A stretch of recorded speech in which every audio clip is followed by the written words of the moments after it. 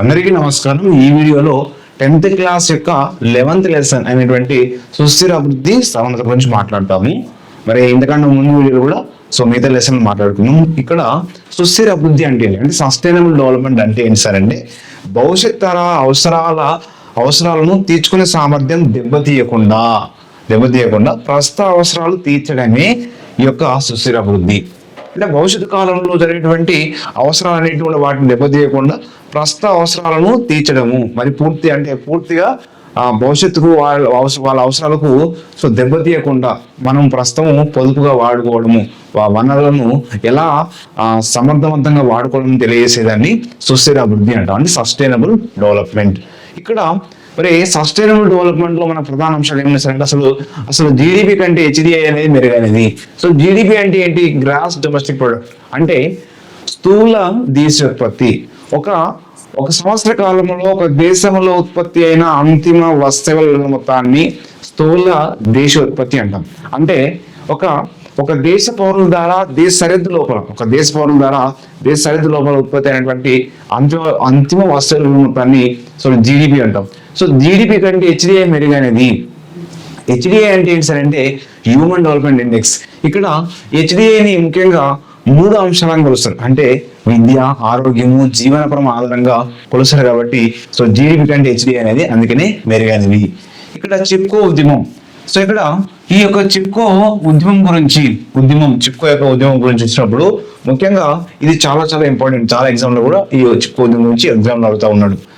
ఈ చిప్కో ఉద్యమం ఎక్కడ జరిగిందంటే ఉత్తరాఖండ్ లోని గడ్వాల్ కొండల్లో. దీన్ని కొన్ని పుస్తకాల్లో గర్వాల్ కొండలు ఉన్నది, కానీ మనకు 10th క్లాస్ బుక్ లో ఉన్న టెక్స్ట్ బుక్ ప్రస్తుతం ఎలా ఉందంటే గడ్వాల్ కొండలు ఉంది. కాబట్టి ఉత్తరాఖండ్ రాష్ట్రంలోని గడ్వాల్ కొండల్లో ఈ చిప్కో ఉద్యమం రావడం జరిగింది. ముఖ్యంగా పర్యావరణాన్ని కాపాడడం కోసము అనేక మంది మహిళలు చేసినటువంటి ఉద్యమమే ఇక్కడ చిప్కో ఉద్యమం. దీనికి ప్రధాన పాత్ర పోషించింది సుందర్లాల్ బహుగుణ. 1970లో, ఎప్పుడంటే ఏ సంవత్సరంలో? 1970లో ఈ చిప్కో ఉద్యమానికి ప్రధాన పాత్ర పోషించిన వ్యక్తి సుందర్లాల్ బహుగుణ.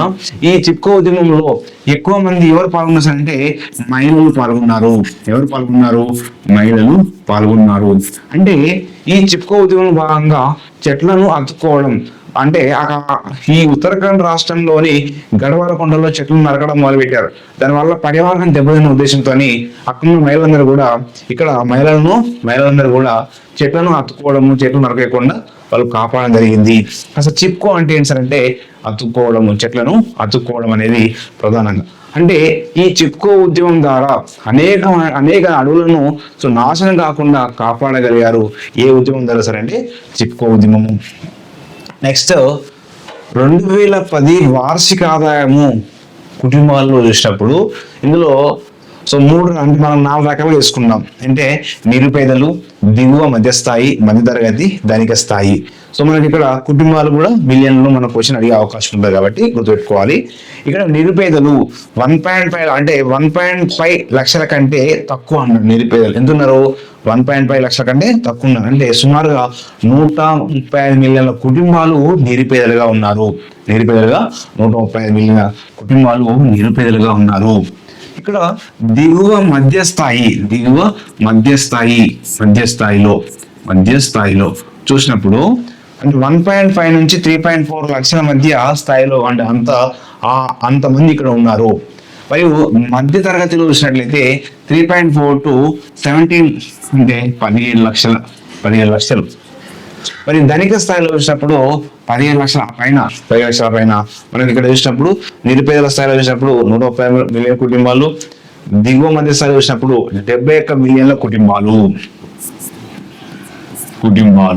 ఓకేనా? నెక్స్ట్ అదేవిధంగా మధ్యతరగతి చూసినప్పుడు 31 మిలియన్ల కుటుంబాలు. ధనిక స్థాయిలో చూసినప్పుడు ఇక్కడ 3 మిలియన్ల కుటుంబాలు. 3 మిలియన్ల కుటుంబాలు అనేది మనం చూడొచ్చు. ఈ యొక్క టేబుల్ కూడా గుర్తుపెట్టుకోవాలి. నెక్స్ట్ వచ్చేసి హెచ్డిఐని కొలిచేటువంటి కొలమానాలు. హెచ్డిఐని కొలమానాలు అంటాం.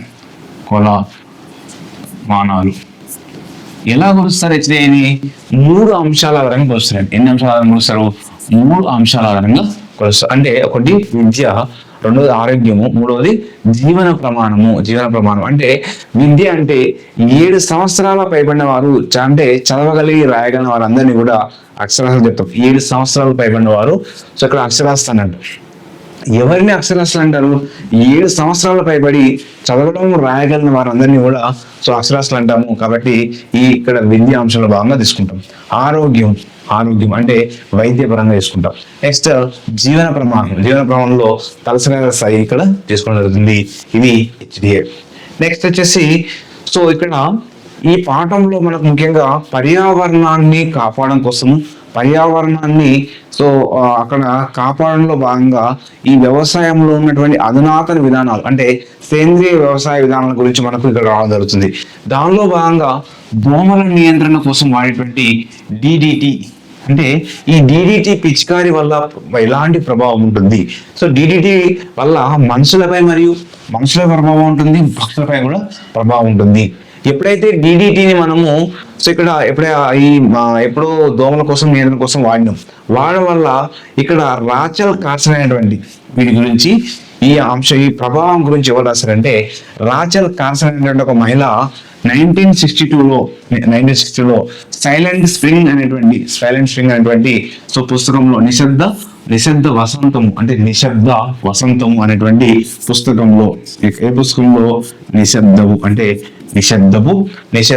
వసంతం అనేటువంటి పుస్తకంలో ఎవరు రాశారు? రాచల్ కార్సన్ అనేటువంటి మహిళ రాయడం జరిగింది. దేనికోసం రాసింది? దోమల నియంత్రణ కోసము. మనం ఏం వాడుతున్నాము? DDT వాడుతున్నాము. ఈ DDT వల్ల మనుషులపై పక్షులపై పడే ప్రభావము అంటే ఎగ్జాంపుల్ DDT సాధినప్పుడు అక్కడ ఎగ్జాంపుల్ ఉన్నటువంటి చెరువులలో పడ్డప్పుడు ఎగ్జాంపుల్ మనము వివిధ జంతువులు తింటాయి. అంటే వివిధ రకాల ఫలాల మీద పడ్డప్పుడు ఆ ఫలాలు పక్షులు తింటాయి. ఆ పక్షులు తిన్న తర్వాత ఆ ఫల గింజలన్నీ కూడా చెరువులో పడ్డప్పుడు ఆ చెరువులో ఉన్నటువంటి చేపలు తింటాయి. ఈ విధంగా ఒకదానిపై ఒకటి మరొక ప్రభావం ఇక్కడ ఎక్కువగా ఉండేటువంటి అవకాశం ఉంటుంది. అంటే చేపలు ఆ యొక్క గింజలు తిన్నప్పుడు ఏమవుతుంది? సో అక్కడ చేపలో ఆ విష ప్రభావం తక్కువ ఉన్నప్పటికీ చేప తిన్నటువంటి మనిషి మీద కూడా ప్రభావం ఉంటుంది. అంటే ఈ విధంగా ఒకదానితో ఒకటి సంబంధం ఉంటుందన్న అంశాన్ని ఇక్కడ రాచల్ కార్సన్ తెలియజేయగలుగుతుంది. అంటే ఇది సైలెంట్ స్ప్రింగ్ అంటే నిశ్శబ్దంగా జరిగేటువంటి మనకు తెలియకుండా మనకు అంటే చేపల ద్వారా ఎగ్జాంపుల్ చూడండి. మన దోమల నియంత్రణ కోసం DDT చల్లినప్పుడు అది పక్షుల మీదనో లేదా మనము పొలాల మీద అంటే పండ్ల పైన పడ్డది. ఆ పండ్లు వేయి పక్షి తిన్నది. ఆ పక్షి తిన్నటువంటి గింజలు చేపలో పడ్డాయి. అంటే చెరువులో పడ్డప్పుడు ఆ చెరువులో ఉన్నటువంటి చేప తిన్నది. ఆ చేపను మనుషులు తిన్నప్పుడు మనుషుల మీద కూడా ప్రభావం ఉంటుంది అనే అంశం ఇక్కడ మనకు అర్థమవుతుంది. నెక్స్ట్ కేరళ రాష్ట్రంలోని సో జీడి మామిడి అనేటువంటి అంటే జీడి మామిడి తోటలలో ఇక్కడ ఈ పురుగు నియంత్రణ కోసం ముఖ్యంగా కేరళ రాష్ట్రంలోని ఎండోసల్ఫాన్ అనేటువంటి ఒక రసాయన మందు అంటే పురుగుల మందు అనండి. ఎండోసల్ఫాన్ అనేది ఒక పురుగుల మందు. ఈ పురుగుల మందు అనేది ముఖ్యంగా ఎందుకు చల్లుతున్నారు? ఈ జీడి మామిడి పురుగుల నిషేధం కోసము అంటే నివారణ కోసము ఈ కేరళ రాష్ట్రంలో 1976లోని 15,000 ఎకరాలలో పిచికారీ చేశారు. 8,000 ఎకరాలు అంటాడు, 15 ఎకరాలు చేశారు. ఏ రాష్ట్రంలో? కేరళ రాష్ట్రంలో. ఓకేనా? మరి ఇక్కడ ఏ జిల్లాలో అంటాడు అంటే కాసర్గోడ్ జిల్లాలోని కేరళ రాష్ట్రంలోని కాసర్గోడ్ జిల్లాలోని ఏ తోటలు అంటే జీడి మామిడి తోటలు. ఏ తోటలు? జీడి మామిడి తోటలలో ఇక్కడ ఎలా చేశారంటే హెలికాప్టర్తో 8,000 ఎకరాలు 15 ఎకరాల్లో పిచికారీ చేయడం జరిగింది. సో దీనివల్ల ఏంటంటే సుమారుగా ఇలా పిచికారీ చేయడం అనేది 25 సంవత్సరాలు కొనసాగించారు. ఎన్ని సంవత్సరాలు కొనసాగించారు? 25 years కొనసాగించారు. మరి ఇక్కడ ఇలా కొనసాగించడం వల్ల క్యాన్సర్ వంటి వ్యాధులు మరియు రకరకాల జబ్బులు రావడం జరిగింది. ఈ యొక్క పిచికారి వల్ల సుమారుగా 5,000 మంది పిచికారి వల్ల ప్రభావం వల్ల 5,000 మంది చనిపోవడం జరిగింది. మరియు వివిధ రకాల జబ్బులు రావడం జరిగింది. దేనివల్ల సార్ అంటే ఈ ఎండోసల్ఫాన్ అనేటువంటి మందు ప్రభావం వల్ల. అంటే ఇక్కడ అంటే పురుగుల మందు చల్లడం వల్ల ప్రభావితము ప్రత్యక్షంగా పరోక్షంగా ప్రభావం జరిగింది అనే అంశం ఇక్కడ గుర్తుపెట్టుకోవాలి. ఏ జిల్లాలో జరిగింది, ఏ తోటలు జీడిమామిడి తోటలు, ఏ మందు ఎండోసల్ఫాన్. ఓకేనా? ఎన్ని సంవత్సరాలు? 20 సంవత్సరాలు కొనసాగించారు. ఇక్కడ ఏ వ్యాధులు ఎక్కువగా అంటే ఎక్కువ వ్యాధి అంటే క్యాన్సర్ లాంటి వ్యాధులు ఎక్కువ రావడం జరిగింది. ఓకేనా? నెక్స్ట్ వచ్చేసి మనకు ఈ పురుగుల మందు ప్రభావం అనేది ముఖ్యంగా మనము ఈ పంటల యొక్క చీడపురుగు నివారణ కోసం పురుగుల మందు వాడతాం.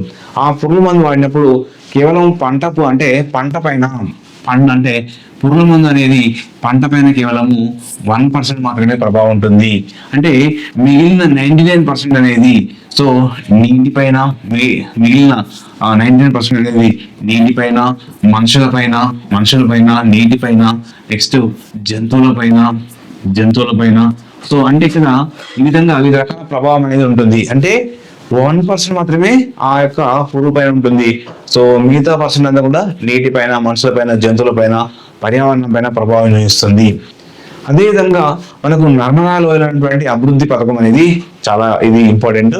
సో ఇక్కడ నర్మదా నది లోయ ప్రాంతంలో అభివృద్ధి పథకం ప్రాజెక్ట్ ఇక్కడ ఏర్పాటు చేస్తా ఉన్నారు. అందులో ఈ ప్రపంచంలో అతిపెద్ద జల విద్యుత్ కేంద్రాన్ని ఏర్పాటు చేయబోతున్నారు. ఏ ప్రాంతంలో? ఈ నర్మదా లోయ ప్రాంతంలో. మరి ఇక్కడ ముఖ్యంగా ఈ నర్మదా లోయ అభివృద్ధి పథకంలో భాగంగా మన ఉద్దేశం ఏంటంటే విద్యుత్ ఉత్పత్తి చేయడం కోసము, సాగునీటి వసతి కోసము, వరదల నియంత్రణ కోసము ఈ 3 అంశాల ఆధారంగా చేసుకొని ఈ యొక్క జల విద్యుత్ కేంద్రాన్ని ఏర్పాటు చేస్తా ఉన్నారు. మరి ఇక్కడ చాలా ప్రాజెక్టులు ఏర్పాటు చేశారు. దీనిలో భాగంగా చాలా ప్రాజెక్టులు ఏర్పాటు చేశారు. దానిలో పెద్దది ఏంటంటే సర్దార్ సరోవర్ ప్రాజెక్ట్. ఈ సర్దార్ సరోవర్ ప్రాజెక్ట్ అనేది ఏ నదిని నిర్మించారంటే ఇది నర్మదా నదిని నిర్మించారు. నర్మదా నదిపై నిర్మించడం జరిగింది.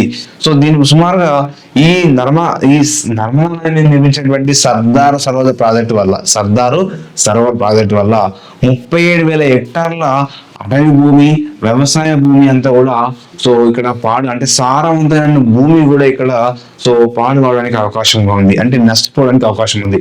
37,000 హెక్టార్ల భూమి దీనివల్ల సర్దార్ సరోవర్ ప్రాజెక్టు వల్ల. కాబట్టి అది విషయం గుర్తుపెట్టుకోవాలి. నెక్స్ట్ మధ్యప్రదేశ్ లో మరి ఎప్పుడైతే ఈ యొక్క సర్దార్ సరోవర్ ప్రాజెక్టు మరియు జల విద్యుత్ కేంద్రం నిర్మించబోతున్నారో దానివల్ల అనేక అక్కడ ఉన్నటువంటి గిరిజన ప్రజలు నష్టపోయే అవకాశం ఉంది. అక్కడ ఉన్న వాళ్ళందరూ కూడా పంటల మీద ఆధారపడే అందరూ కూడా నష్టపోయే అవకాశం ఉంది. కాబట్టి ఇక్కడ మధ్యప్రదేశ్ లోని సో జవావా జిల్లా జవావా జిల్లా ఇక్కడ జలసింధి అనేటువంటి గ్రామం. ఏ గ్రామము? జలసింధి అనేటువంటి గ్రామము. సో ఇక్కడ ఏం చేస్తారంటే బాబా మహామారియా సో మధ్యప్రదేశ్ ఉన్నటువంటి సీఎం కు లేఖ రాశారు. సో దిగ్విజయ్ అంటే ఇక్కడ చూసినట్లయితే మధ్యప్రదేశ్ లోని జవావా జిల్లా జలసింధి గ్రామంలోని 1994లో బాబా మహారియా అనేటువంటి వ్యక్తి మధ్యప్రదేశ్ ఉన్నటువంటి సీఎం కు లేఖ రాసిండు. ఏంటంటే ఆ గిరిజన ప్రాంతంలో జలసింధి అనేటువంటి గ్రామంలో ఉన్నటువంటి గిరిజనులు చాలా కష్టాలు పడుతుంది. మేము గుజరాత్ పోవాలా, మేము గుజరాత్ లో పట్టణాల్లో నివసించాలా, ఏ విధంగా ఉండాలి అనేటువంటి ఆవేదనతో వాళ్ళు ఆ గిరిజన ప్రజలు మరి ఆహార ధాన్యాలు కొరత ఏర్పడే అవకాశం ఉంటుంది. మేము సామంత నీళ్ళు ఎక్కడ వదిలిపెట్టాలి, మా గ్రామ దేవత ఎక్కడ వదిలిపెట్టాలి? కాజోల్ అనేటువంటి దేవతను పూజిస్తారు. కాజోల్ అనేటువంటి అంటే ఆ గిరిజనులు పూజించిన దేవత ఏంటి? కాజోల్ అనేటువంటి దేవత. ఏ దేవత? గ్రామ దేవత. మరి ఇక్కడ ఈ యొక్క బాబా మహారియా ఒక లేఖ రాస్తాడు. ఆ లేఖలో గిరిజన భాష బిలాల్లో రికార్డ్ చేశాడు. ఎవరు? గిరిజన భాష అనేటువంటి బిలాల్లోని రికార్డ్ చేయగా దీన్ని హిందీలోకి అనువదించారు. ఈ రాసినదే లేఖని ఎవరు రాశారు? బాబా మహారియా దిగ్విజయ్ సింగ్ కు సో రాయడం జరుగుతుంది. నెక్స్ట్ ఇక్కడ 1991లో ముఖ్యంగా రాజ్యాంగంలోని 21వ అధికరణ. సో 21వ అధికరణ ఏం చెప్తుంది? సో జీవించే హక్కు ముఖ్యంగా దీనిపైన సుప్రీంకోర్టు ఒక నిర్ణయం చేసింది. 1991లో జీవించే హక్కు గురించి సుప్రీంకోర్టు ఒక నిర్ణయం చేసింది. అంటే కాలుష్య రహిత నీటిని ప్రజలందరూ కూడా కాలుష్య నీటిని సో మరియు కాలుష్య రహిత సో గాలిని పొందాలి. అంటే స్వచ్ఛమైనటువంటి గాలిని పొందడానికి సో వారికి జీవించే హక్కులో భాగంగా మనం పొందొచ్చు అని చెప్పేసి 1991 ఇయర్లోని సో ఇక్కడ మనకు అధికారం ఇవ్వడం జరిగింది. ఎన్నో అధికరణ? సో 21వ అధికరణ. సో ప్రాథమిక హక్కుల్లోనే మనకు ఈ యొక్క అంశాన్ని పొందుపరచడం జరిగింది. కాబట్టి మన ఈ అంశం గుర్తుపెట్టుకుని ఎగ్జామ్లో అడిగేటువంటి అవకాశం ఉంటుంది. ఎన్నో అధికారుల ప్రకారం 21వ అధికరణ ప్రకారం ఏ హక్కు? జీవించే హక్కు. ఇది ఎందులో భాగం? ప్రాథమిక హక్కుల్లో భాగము. ఓకేనా? నెక్స్ట్ వచ్చేసి మరి 2015 సంవత్సరం నాటికి మొత్తంగా సేంద్రియ వ్యవసాయం అనేది మారాలని నిర్వహించినటువంటి మొట్టమొదటి రాష్ట్రం అంటే సిక్కిం. అంటే సేంద్రియ రాష్ట్రంగా మారాలని 2015 సంవత్సరం నాటికి మొత్తము ఆ రాష్ట్రం మొత్తం సేంద్రియంగా మారాలని నిర్ణయించినటువంటి మొట్టమొదటి రాష్ట్రం ఇది సిక్కిం రాష్ట్రం. గుర్తుపెట్టుకోండి, ఏ రాష్ట్రం అండి? సిక్కిం రాష్ట్రం. అంటే ఇక్కడ రసాయన ఎరువులు నిషేధించడం, అంటే ఈ రాష్ట్రంలో రసాయన ఎరువులు నిషేధించడం, పురుగుల మందు నిషేధించినటువంటి మొట్టమొదటి రాష్ట్రం సిక్కిం. అంటే ఈ రసాయన ఎరువులను, పురుగుల మందు నిషేధించి సేంద్రియ ఎరువులు, అంటే సేంద్రియ వ్యవసాయ విధానం, సేంద్రియ ఎరువులు వాడుతూ సేంద్రియ వ్యవసాయ విధానాన్ని మార్చాలని నిర్ణయించిన మొట్టమొదటి రాష్ట్రం సిక్కిము. ఆ తర్వాత ఈ సిక్కిం తర్వాత అనుసరించిన మరో రాష్ట్రం ఏంటంటే ఉత్తరాఖండ్ రాష్ట్రము. మరి ఇక్కడ ఈ దీనిలో భాగంగా ఏం సారంటే తెలంగాణ రాష్ట్రంలో కూడా, తెలంగాణ రాష్ట్రంలోని మెదక్ జిల్లాలోని జైరాబాద్ ప్రాంతంలో, అంటే మెదక్ జిల్లాలోని జైరాబాద్ మండలంలోని ఈ దక్కన్ డెవలప్మెంట్ సొసైటీ వాళ్ళు, సుమారుగా 16 రకాల ధాన్యాల గురించి తెలియజేస్తారు. అందులో ముఖ్యంగా ఈ జైరాబాద్ ప్రాంతంలో ఉన్నటువంటి జొన్నలు మరియు ఆ ప్రాంతంలో పండేటువంటి ప్రధాన ఆహార పంటనే ఆ ప్రాంతానికి పరిమితం అయ్యే విధంగా ఈ దక్కన్ డెవలప్మెంట్ సొసైటీ కూడా తెలియజేస్తుంది. అడుగుతారు, సో తెలంగాణలోని ఏ జిల్లాలో, మెదక్ జిల్లాలో ఏ మండలం, జైరాబాద్ ఏ సొసైటీ? డెక్కన్ డెవలప్మెంట్ సొసైటీ వారు 16 ధాన్యాలలో ముఖ్యంగా ఈ జొన్నలు ప్రధానంగా అంశాలను చేయడం జరుగుతుంది. సో జలసింధి అనేటువంటి గిరిజన దేవత ఏంటి అంటాడు. సో జలసింధి గ్రామంలో ఉన్నటువంటి గిరిజన దేవత కాజోల్ అని చెప్పుకున్నాం. ఇక్కడ 100% సేంద్రియ విధానాన్ని అనుసరణ చేసేటువంటి మరో రాష్ట్రం ఏంటంటే ఉత్తరాఖండ్ రాష్ట్రం. ఈ సేంద్రియ విధానాన్ని అనుసరించిన మొట్టమొదటి రాష్ట్రం ఇది సిక్కిం. మరి ఇక్కడ అదేవిధంగా ఈ హరిత విప్లవం కూడా మనకు భారతదేశంలో 1966-67 మధ్య కాలంలో భారతదేశంలో హరిత విప్లవం అనేది మొదలైంది. ముఖ్యంగా హరిత విప్లవం ప్రధాన ఉద్దేశం ఏంటి? సో ఆహార ధాన్యాల పెరుగుదల కోసము ఈ హరిత విప్లవాన్ని మొదటగా ఏ పంటలో ప్రవేశపెట్టారంటే గోధుమ పంటలో ప్రవేశపెట్టారు. ఏ పంటలో? గోధుమ పంటలోని ప్రవేశపెట్టడం జరిగింది. నెక్స్ట్ ఇక్కడ ఉన్నటువంటి మరొక తెగల గురించి కూడా మనకు ఈ బుక్ లో ఇవ్వడం జరిగింది. సో కెన్యాలో ఉన్నటువంటి మసాయి తెగ, ఏ తెగ అనుకున్న ఎగ్జామ్ లో? మసాయి తెగ. కెన్యాలో ఉన్నటువంటి తెగ ఏంటి? సో మసాయి అనేటువంటి తెగ. నెక్స్ట్ కజకిస్తాన్ లో ఉన్నటువంటి యూర్తా గిరిజనులు ఉన్నారు. ఎక్కడున్నారు? కజకిస్తాన్ లో ఉన్నారు. టిబెట్ లో కియాంగ్ అనేటువంటి గిరిజనులు, కియాంగ్ అనేటువంటి తెగ వాళ్ళు ఉన్నారు. దక్షిణ అమెరికాలోని గౌచో అనేటువంటి తెగ వాళ్ళు ఉన్నారు. గౌచో అనేటువంటి తెగ. సో కెన్యాలో మసాయి అనేటువంటి తెగ, కజకిస్తాన్ లోని యూర్తా అనేటువంటి గిరిజనులు, టిబెట్ లో కియాంగ్ అనేటువంటి తెగ, దక్షిణ అమెరికాలో గౌచో అనేటువంటి తెగ. సో 1998 లో కూడా సుప్రీంకోర్టు ఏం చేస్తుందంటే ఈ వాయు కాలుష్యానికి ప్రధాన కారణమైనటువంటి ఈ డీజిల్ ను తగ్గించి సిఎన్జి వాడాలని చెప్పింది. ఏ సంవత్సరం అంటే 1998 లో సుప్రీంకోర్టు ఒక నిర్ణయం చేయడం జరిగింది. అంటే డీజిల్ ను కొంచెం తగ్గించి సిఎన్జి యొక్క వాడకాన్ని సిఎన్జి వాడేటువంటి వాహనాలు ఉపయోగించాలని చెప్పేసి సుప్రీంకోర్టు కూడా నిర్ణయం చేయడం జరిగింది. ఓకేనా, ఇది మనకున్నటువంటి ఈ సస్టైనబుల్ డెవలప్మెంట్ ఉన్నటువంటి ప్రధాన అంశాలు. Okay, thank you to all.